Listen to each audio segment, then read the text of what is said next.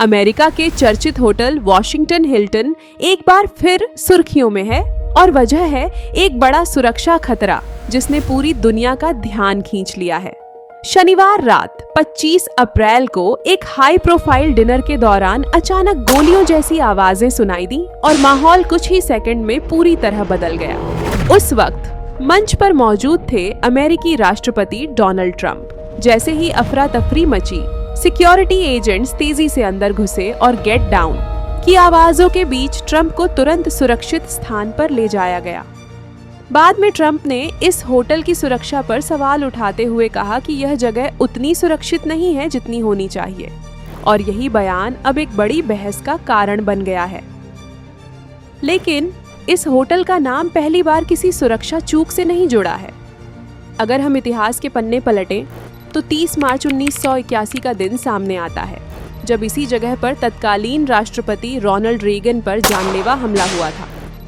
एक हमलावर ने उन पर ताबड़तोड़ गोलियां चलाई थीं, जिनमें से एक गोली कार से टकराकर रीगन के सीने में जा लगी। शुरुआत में किसी को अंदाजा नहीं हुआ कि राष्ट्रपति घायल हो चुके हैं, लेकिन जब उन्हें खून की खांसी आने लगी, तब स्थिति की गंभीरता सामने आई।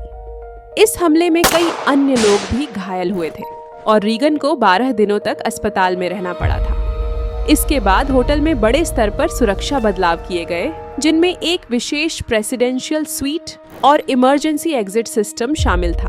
अब करीब 4 दशक बाद वही होटल एक बार फिर चर्चा में है। इस बार मौका था व्हाइट हाउस कॉरेस्पॉन्डेंट्स डिनर का, जिसमें करीब 2300 लोग मौजूद थे। सब कुछ सामान्य चल रहा था, तभी अचानक तेज आवाजें गूंजी और पूरा हॉल दहशत में आ गया। चश्मदीदों के मुताबिक एक व्यक्ति सुरक्षा जांच को पार कर अंदर घुस आया था और उसके पास हथियार भी थे। बाद में उसकी पहचान कोले थॉमस एलन के रूप में हुई, जो कैलिफोर्निया का रहने वाला बताया जा रहा है। उसके पास शॉटगन, हैंडगन और कई चाकू होने की बात सामने आई है। शुरुआती जानकारी के मुताबिक वह शायद होटल में ही ठहरा हुआ था, जिससे उसे अंदर आने में आसानी हुई। हालांकि सुरक्षा एजेंसियों का दावा है कि उनका मल्टी लेयर सिक्योरिटी सिस्टम ठीक से काम कर रहा था, लेकिन इस घटना ने कई गंभीर सवाल खड़े कर दिए हैं। अगर इतनी कड़ी सुरक्षा के बावजूद कोई हथियार लेकर अंदर पहुंच सकता है, तो क्या वाकई यह व्यवस्था भरोसेमंद है? और क्या इतिहास एक बार फिर खुद को दोहराने की कोशिश कर रहा है? यही सवाल अब अमेरिका ही नहीं बल्कि पूरी दुनिया के सामने खड़ा है।